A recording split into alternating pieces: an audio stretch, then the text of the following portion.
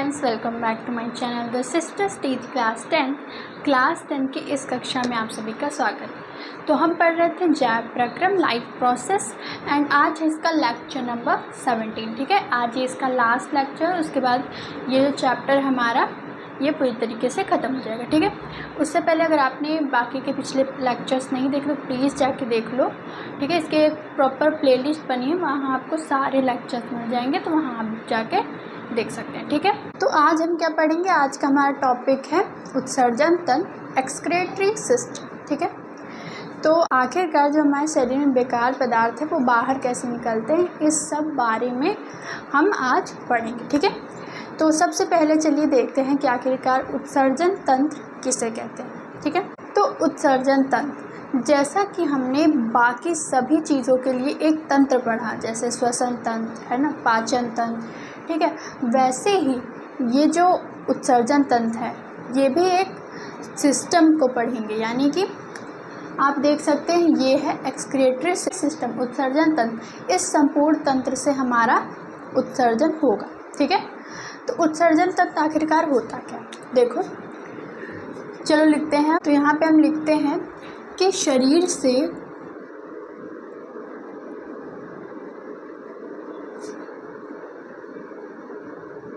अपशिष्ट पदार्थ को बाहर निकालने की क्रिया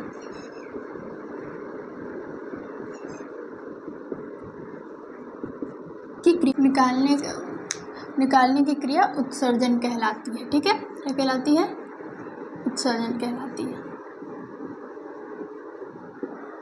चलो अब समझते हैं आखिरकार मैंने यहाँ लिखा है। ठीक है, देखो, शरीर से अपशिष्ट पदार्थों को बाहर निकालने की क्रिया उत्सर्जन कहलाती है। उत्सर्जन का मतलब क्या होता है, उत्सर्जन का मतलब होता है कि जो हमारे शरीर के लिए इम्पॉर्टेंट थिंग्स थी, चीज़ें थी, उसे हमने अपने शरीर में ले लिया है ना, पर अब जो हमारे शरीर के लिए बेफालतू पदार्थ यानी जो इम्पॉर्टेंट नहीं है उसे बाहर निकालने की क्रिया क्या कहलाएगी, उत्सर्जन कहलाएगी। एंड इस क्रिया को करने के लिए शरीर में एक संपूर्ण तंत्र पाया जाता है जिसे क्या कहते हैं, उत्सर्जन तंत्र कहते हैं। ओके, तो ये थी उत्सर्जन आखिरकार होता है। अब देखो, जैसा कि हमें पता है कि बहुत सारे पदार्थ हैं जो हम शरीर से बाहर निकालते हैं, है ना, तो उसको निकालने में एक अंग कार्य करता है ना, उसकी मदद करता है जिससे हम उस बेकार पदार्थ को शरीर से बाहर निकालते हैं। ठीक है, तो अब देखो जो हमारा उत्सर्जी अंग है, ठीक है, उत्सर्जी अंग, देखो यहाँ पे उत्सर्जी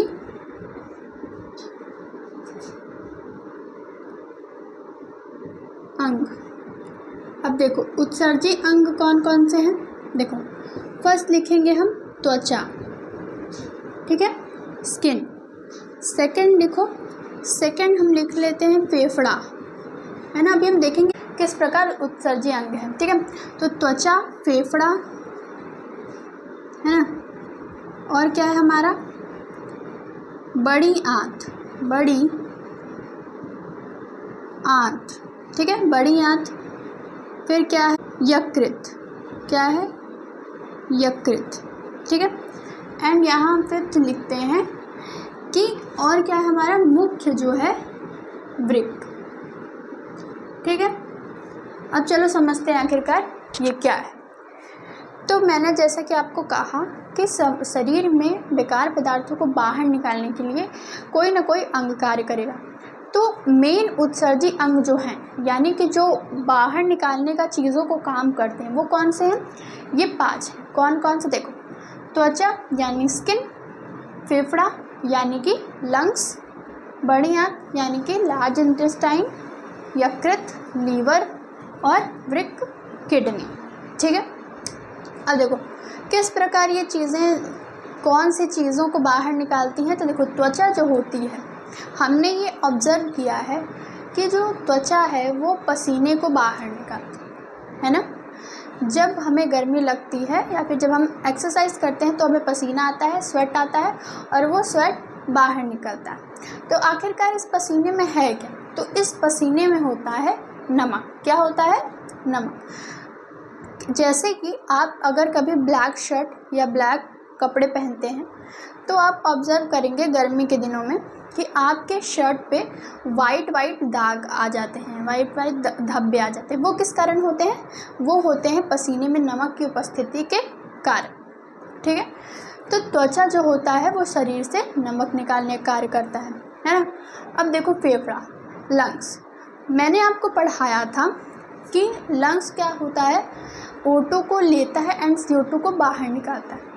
तो ऐसे हम जान लेंगे कि जो फेफड़ा होता है वो बेकार पदार्थ, कार्बन डाइऑक्साइड हमारे शरीर के लिए उपयोगी नहीं है, तो हम उसे अपने शरीर से बाहर निकाल दें। इसके अलावा जो फेफड़ा होता है वो म्यूकस को निकालने का भी काम करता है। एंड मैं आपको बता दूं, जो त्वचा होता है वो पसीने के अलावा सीवम निकालने का भी काम करता है। ये सीवम क्या है? देखो, जब हम कभी सो के उठते हैं तो हमारे फेस पे एक स्टिकीनेस महसूस होती है, चिपचिपाहट महसूस होती है। ज़्यादातर नोज़ के एरिया के पास हमें ज़्यादा चिपचिपाहट महसूस होती है। तो वही क्या होता है? वही होता है वो चीज़, है ना, सीवम। जैसा कि मैंने आपको फेफड़ा बताया कि कार्बन डाइऑक्साइड निकालता है ना, वाष्प निकालता है, और म्यूकस, ठीक है, कि जिसे क्या कहते हैं? म्यूकस कहते हैं। ओके, अब है बड़ी आंत। बड़ी आंत तो मेन चीज़, जब हम सुबह उठते हैं तो सुबह उठने के बाद ही हमारा बड़ी आंत काम करने में लग जाता है, यानी कि हम जो शरीर में अपशिष्ट पदार्थ है, तो बड़ी आंत क्या होता है, जब सारा खाना पच जाता है तो जो अनपचा भोजन होता है उसे क्या करता है? बड़ी आंत निकालता है। ठीक है, यकृत कैसे सहायक होता है? देखो, जो यकृत होता है वो अमोनिया को यूरिया में चेंज करता है। ठीक है, क्या करता है? जो यकृत होता है, तो अमोनिया जो है हमारे शरीर के लिए बहुत ज़्यादा ख़राब चीज़ है ना। उस अमोनिया को यकृत यूरिया में कन्वर्ट करता है, तो इम्पॉर्टेंट है ये। ठीक है, ये MCQ में पूछा जा सकता है। अब देखो, वृक्क, अब आता है हमारा मेन हीरो वृक्क। ठीक है, वृक्क क्या करता है? तो ये वृक्क ब्लड को छानने का काम करता है, जिससे हमारा यूरिन बाहर निकलता है ना।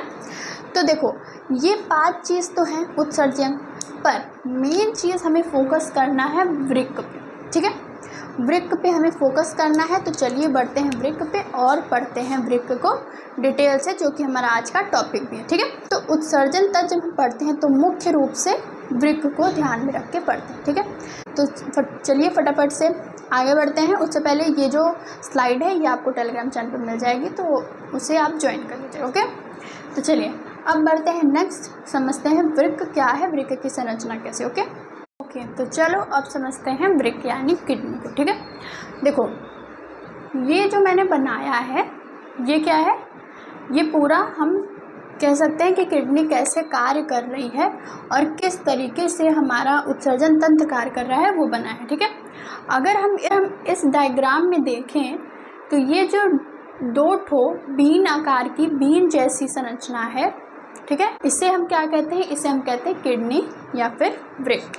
ठीक है, तो सबसे पहले तो इसकी संख्या 2 है, तो हम लिखेंगे, नहीं, सबसे पहले हम ये लिखेंगे कि ये जो वृक्क है ये मुख्य उत्सर्जी अंग है, क्योंकि हम इसके बारे में पढ़ रहे हैं। तो ये क्या है? ये मुख्य उत्सर्जी अंग है। देखो, MCQ में पूछा जाता है कि निम्नलिखित में से मुख्य उत्सर्जी अंग कौन से? ठीक है, तो वहाँ आपको ऑप्शन दे देगा वृक्क, फेफड़ा, त्वचा, है ना, एक और ऑप्शन दे देगा, तो उसमें से आपको वृक्क टिक करना है। ठीक है, क्योंकि वृक्क ही मुख्य उत्सर्जी अंग है। तो यहाँ हम लिखेंगे कि ये, ठीक है, तो मैंने यहाँ पे लिख दिया है कि ये मुख्य उत्सर्जी अंग है। ठीक है, अब देखो, इसकी संख्या हमें देखने को मिल रही है कि 2 है, तो हम यहाँ लिखेंगे कि इसकी संख्या जो है, संख्या कितनी है? 2 है। अब देखो, जैसा कि मैंने आपको बताया बीन आकार, बीन क्या होता है? देखो, आपने राजमा देखा है ना, राजमा, तो राजमा को हम इंग्लिश में कहते हैं किडनी बीन्स। ठीक है, अगर हम राजमा को थोड़ा बड़ा कर दें, है ना, इतना बड़ा कर दें जितना बड़ा ये है, तो वो बिल्कुल किडनी के जैसा दिखेगा, इसलिए उसे हम किडनी बीन कहते हैं। ठीक है, तो ये किसके आकार का है? बीन के, या फिर हम कह सकते हैं इसे सेम आकार का, है ना, सेम। तो इसकी संरचना कैसी है? तो ये है सेम के आकार का। ठीक है, सेम के आकार का है। ओके, इतनी बात समझ में आ गई होगी। तो देखो अब ये जो 2 किडनी है ना, तो ये जो लेफ़्ट वाली किडनी है, लेफ़्ट वाली किडनी ऊपर होती है एंड राइट वाली किडनी यानी दाएं वाली किडनी थोड़ी सी नीचे दबी होती है। किसके कारण? लीवर के कारण। ठीक है, लीवर के भार के कारण जो ये राइट वाली किडनी है ये थोड़ा सा नीचे बेंड हो जाती है। ठीक है, नीचे आ जाती है। ओके, तो अगर आप बुक वगैरह में देखेंगे तो आपको ये दोनों अनबैलेंस दिखेंगे। ओके, किस में कह रही हूँ? अकॉर्डिंग टू ये देखो, ये थोड़ी सी नीचे झुकी है। ठीक है, अब ये हमने किडनी देखी है ना, अब देखो ये जो ऊपर आप देख सकते हो तो ये अधिवृक्क है ना, ये ग्रंथि है, तो ये अधिवृक्क है। तो इसे मैं लिख नहीं रही हूँ कि ये दाईं वाली किडनी थोड़ी सी नीचे झुकी होती है। ठीक है, इसको आप अपने ऐसे लिख सकते हैं एंड आप समझ लीजिए। ठीक है, अब देखो ये जो वृक्क है इसका जो बाहरी परत है, ये देखो बाहरी परत आप देख सकते हैं। अच्छा, आपको समझ नहीं आ रहा होगा कि ये जो वृक्क है ये एक अलग और एक अलग क्यों है। तो देखो ये 2 वृक्क हैं, तो एक वृक्क को मैंने ऐसे अनुप्रस्थ काट दिखाया, यानी कि ऊपर से अगर हम काटते हैं तो कैसा दिखता है हमारा वृक्क, उसे मैंने दिखाया। ठीक है, तो ये बंद है और ये ऐसे ऊपर से कटा हुआ है। ठीक है, तो इसलिए ऐसे दिख रहा है। ठीक है, तो अब देखो ये जो बाहरी परत है इसे हम क्या कहते हैं? कार्टेक्स। ठीक है, तो इसकी जो बाहरी परत है,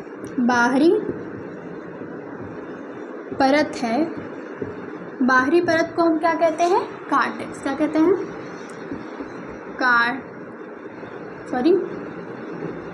कार्टेक्स। ठीक है, अब ये जो हमारा बीच की परत है ना, मिडल पार्ट जो है, इसे हम क्या कहेंगे? मेडुला।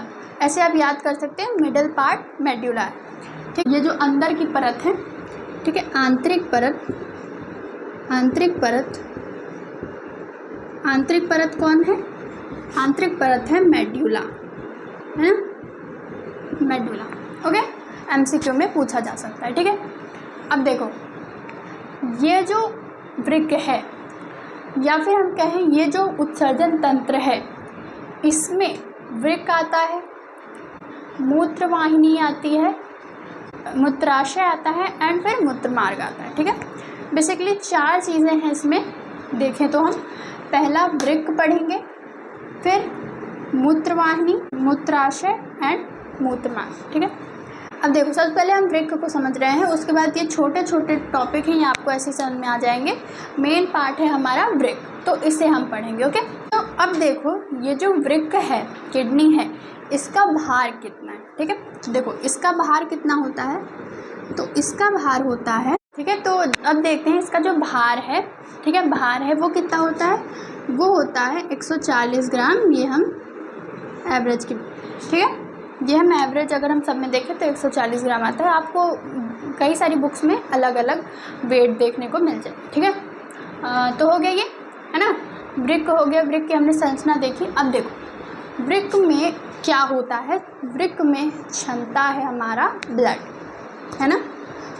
तो अभी हम देखेंगे कि वृक्क आखिरकार कार्य कैसे करता है, यानी वृक्क की क्रियाविधि। ठीक है, उससे पहले समझते हैं कि ये मूत्रवाहिनी, मूत्राशय एंड मूत्रमार्ग है क्या। ठीक है, क्योंकि ये भी इम्पॉर्टेंट है।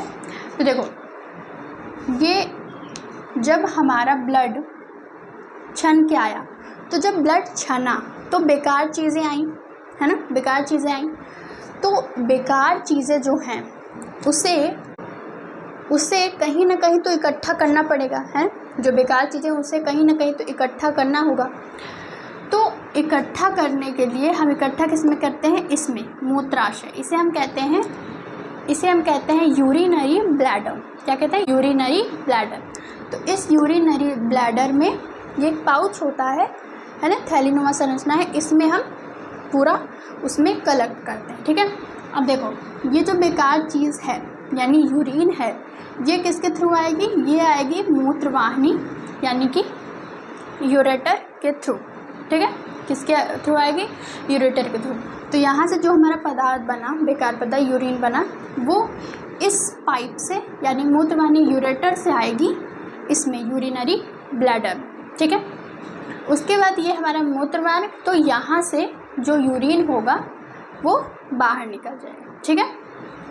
ओके, तो चलिए फटाफट से लिखते हैं कि ये जो है मूत्रवाहिनी, इसका क्या कार्य है। तो मूत्रवाहिनी का कार्य तो अभी हम लिखेंगे, उससे पहले ये जो वृक्क है हमने जितना समझा है उसका कार्य लिखते हैं। तो वृक्क का मुख्य कार्य जो है, ठीक है, मुख्य कार्य जो है वो क्या है, वो है रुधिर को छानना, ठीक है। क्या है? रुधिर को छानना। चलो अब देखते हैं मूत्रवाहिनी का।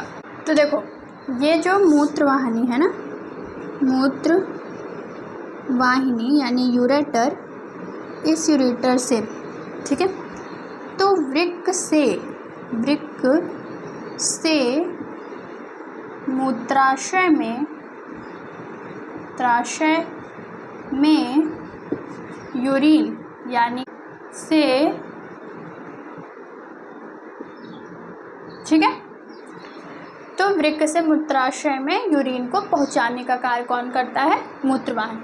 अब है हमारा मूत्राशय यानी कि यूरिनरी ब्लैडर। तो यूरिनरी ब्लैडर क्या करता है? यूरिन का भंडारण करता है, ठीक है। क्या करता है? यूरिन का भंडारण करता है। अगर आप इसकी कैपेसिटी की बात करो कि यह कितनी इसकी कैपेसिटी यानी कितना ये भर सकता है यहाँ पे, तो हम कहेंगे कि यहाँ पे ये 400 से 500 ml तक यूरिन स्टोर कर सकता है, ठीक है। अच्छा, अब हम अगर बात करें तो ये जो वृक्क है ना, तो अगर हमारे वृक्क में जहर चला जाए तो क्या होगा? तो देखो वृक्क जो होता है वो जहरीले पदार्थों को निष्क्रिय कर देता है, यानी उसका प्रभाव नहीं पड़ता। अगर थोड़ी मात्रा में है वो तो ठीक है, अगर ज़्यादा मात्रा है तो ऐसा नहीं होगा, ठीक है। तो देखो अगर जहर का पता लगाना हो कि कोई आदमी ने जहर खाया है कि नहीं, है ना, तो दया कुछ तो गड़बड़ है ना, ऐसा अगर कुछ पता लगाना हो तो क्या होगा? सबसे पहले चेक करेंगे लीवर को, क्योंकि जहर जो होता है वो कहाँ चेक करेंगे? लीवर में। तो अगर ये MCQ आता है तो इसको आपको कर लेना है, ठीक है। चलो अब हम देखते हैं कि आखिरकार इस वृक्क में होता क्या है जिससे कि हमारा ब्लड छनता है ना। उससे पहले ये वाली PDF भी आपको टेलीग्राम पे मिलेगी। ओके फ्रेंड्स, तो अब देखेंगे कि आखिरकार वृक्क जो है वो किस प्रकार रक्त को छानता है, ठीक है। तो अगर हम इसके अनुप्रस्थ काट के क्षेत्रफल को देखते हैं तो यहाँ हमें ऐसी संरचना कुछ देखने को मिलती है। ये संरचना क्या है? ये संरचना है नेफ्रॉन। अगर हम घर बनाते हैं तो अगर हम कहें कि इस घर की इकाई क्या है ना, तो हमें जवाब मिलेगा ईंट, क्योंकि ये घर ईंटे से बना है, तो हम कहेंगे घर की इकाई ईंट है। वैसे ही ये जो वृक्क हैं ये किससे बने हैं? ये बने हैं नेफ्रॉन से, ठीक है। इसकी जो इकाई है, वृक्क की जो इकाई है, इसे हम कहते हैं नेफ्रॉन, ठीक है। तो हम क्या कहेंगे कि नेफ्रॉन वृक्क की संरचनात्मक इकाई है, ठीक है। यूनिट है कौन? नेफ्रॉन, ठीक है। अगर हम बात करें तो एक वृक्क में करीब 10 लाख से भी अधिक नेफ्रॉन पाए जाते हैं, ठीक है। इसमें कितने नेफ्रॉन होते हैं? 10 लाख से ज़्यादा, ओके।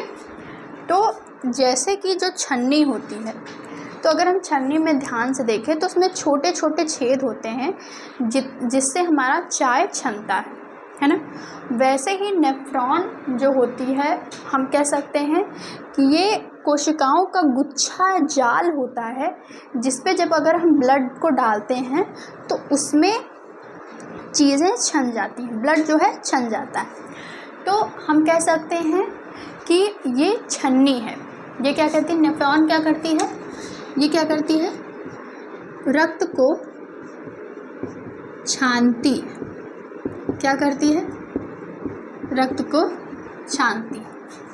ठीक है, देखो एग्ज़ाम में जो पूछा जाता है नेफ्रॉन से बहुत ज़्यादा क्वेश्चन आते हैं, नेफ्रॉन की संरचना भी आती है। ठीक है, तो इसको देखने के बाद हम देखते हैं नेफ्रॉन। देखो नेफ्रॉन कैसे बनता है, नेफ्रॉन की संरचना बड़ी ही जटिल है ना, यानी कि वो ऐसी है कि बच्चा कई बार देख के उसे कंफ्यूज हो जाता है कि आखिरकार इसे बनाए कैसे।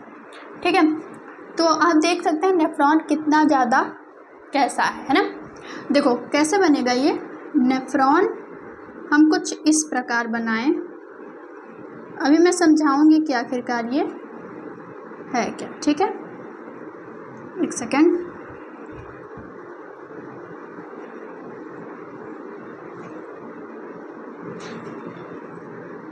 है ना, देखो ये नेफ्रॉन है, ये सिर्फ एक नेफ्रॉन है, और सोचो ऐसे ही सैकड़ों, हजारों, लाखों नेफ्रॉन है। ठीक है, अब ये जो नेफ्रॉन है, ये जो नेफ्रॉन में कप जैसी संरचना है ना, इसके ये जो कप जैसी संरचना है, कप आकार की संरचना जो है, कप आकार की संरचना जो है, इसे हम क्या कहते हैं, इसे हम कहते हैं बोमेन संपुट। क्या कहते हैं, बोमेन संपुट। ठीक है, ये क्या है, बोमेन संपुट है। ओके, और अगर हम देखें तो ये जो एकदम जाल जैसी संरचना है, इसे हम कहते हैं ग्लोमेरुलस। क्या कहते हैं, ग्लोमेरुलस।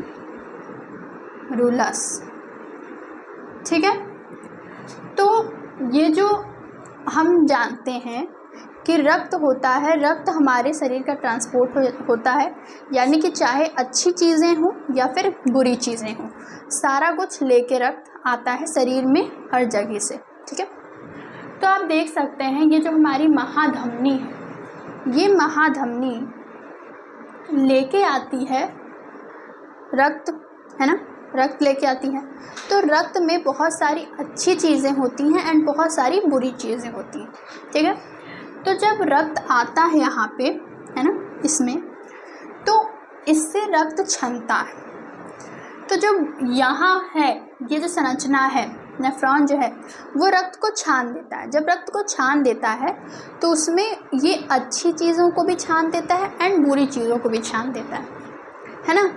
तो बुरी चीज़ों को छान दिया तो चलो सही है, पर अच्छी चीज़ों को ये छान देता है तो ये हमारे लिए प्रॉब्लम। ठीक है, तो जब ये अच्छी चीज़ों को भी छान देता है तो क्या करता है, अच्छी चीज़ों का पुनः अवशोषण यानी पुनः अब्जॉर्प्शन कर लिया जाता है, एंड जो बुरी चीज़ें होती हैं वो चली जाती हैं एंड वो इकट्ठा होती हैं मूत्राशय यानी यूरिनरी ब्लैडर में, एंड यूरिनरी ब्लैडर से फिर हमारी यूरिथ्रा के थ्रू, ये हम मूत्रमार्ग जो हमारे, हम इसे यूरिथ्रा कहते हैं। ठीक है, तो यूरिथ्रा के थ्रू बाहर निकल जाती है शरीर से। ओके, चलो एक बार और समझते हैं मैंने आखिरकार कहा क्या। देखो जब ब्लड आया तो ये जो ग्लोमेरुलस है ये ब्लड का निस्यंदन किया। ठीक है, निस्यंदन यानी ब्लड को छाना। ठीक है, ग्लोमेरुलस क्या करेगा, ब्लड को छानेगा। ठीक है, ब्लड को छानेगा ये। तो जब ब्लड छनेगा तो उसमें अच्छी चीज़ें भी छन जाएंगी एंड बुरी चीज़ें भी छन जाएंगी। मान लो कि आपने चाय लिया, ठीक है, चाय लिया, आपने बिना छाने चाय कप में निकाल ली और उसमें ऐड करी सम शुगर। ठीक है, अब वो शुगर पूरी तरीके से एब्जॉर्ब नहीं हुई है। ठीक है, शुगर जो है वो पूरी तरीके से एब्जॉर्ब नहीं हुई है एंड आपने तुरंत ही छन्नी लेके उस चीज़ को जो आपने कप में चाय डाली थी उसे दोबारा किसी कप में छान दिया। अब जब आपने छन्नी देखी तो इसमें बुरी चीज़ यानी कि चाय पत्ती के कण हैं, साथ ही साथ अच्छी चीज़ यानी कि जो हमें हमारे चाय का टेस्ट लाने में चीनी मदद करती है उसे भी छान दिया। ठीक है, तो अब क्या करोगे, आप चाय पत्ती को हटाओगे एंड चीनी को निकाल के अपनी चाय में डाल दोगे। ठीक है, वैसे ही ये जो ग्लोमेरुलस है ये ब्लड को छाना तो इसने अच्छी चीज़ और बुरी चीज़ दोनों छान ली। लाइक कार्बन युक्त पदार्थ, नाइट्रोजनी पदार्थ बुरी चीज़ है तो उसे निकालने के लिए उसे निकाला, पर साथ साथ जैसे प्रोटीन, ग्लूकोज, ये सब आदि जो हैं इनको भी छान लिया। तो जब इनको छान लिया तो ये बोमेन संपुट क्या करेगा, ये जान जाएगा कि इसने क्या किया है, अच्छी चीज़ों को भी छान लिया है, तो ये अच्छी चीज़ों को एब्जॉर्ब कर लेगा। ठीक है, तो अब जो फाइनल प्रोडक्ट बना है वो चला जाएगा यूरिनरी ब्लैडर में। ठीक है, एंड यूरिनरी ब्लैडर से वो सीधा यूरेथ्रा के थ्रू बाहर निकल जाएगा। ओके, तो बोमेन संपुट का काम हुआ, फिर तो सबसे पहले ग्लोमेरुलस का काम हुआ, बोमेन संपुट का काम हुआ, फिर नेफ्रॉन इसे यूरिन में कन्वर्ट करके भेज देगा मूत्राशय यानी कि यूरिनरी ब्लैडर में, एंड फिर ये यूरेथ्रा के थ्रू बाहर निकल जाएगी। ओके, तो देखो ये जो मैंने आपको पूरी थ्योरी समझाई है ये मैंने अपने हाथों से लिख के यानी हैंड रिटन नोट्स मैंने बनाए हैं इस चीज़ के, एंड ये चीज़ कहाँ मिलेगी आपको, ये मिलेगी हमारे टेलीग्राम चैनल पे, डिस्क्रिप्शन में जाके ज्वाइन कर लो फटाफट से, एंड फ्री ऑफ कॉस्ट सारे नोट्स मिलेंगे। ओके, तो मैंने जो आपको बताया वो आपको कहाँ मिलेगा, टेलीग्राम पे। तो मैंने आपको समझा दिया है, आप चाहें तो समझ के लिख सकते हैं या फिर आपको मुझसे लिखा हुआ चाहिए तो आप टेलीग्राम चैनल ज्वाइन कर सकते हैं। ठीक है, तो चलो अब देखते हैं जो यूरिन होता है उसके अवयव क्या है, यानी किस चीज़ से बना होता है। देखो जो यूरिन है ना, या फिर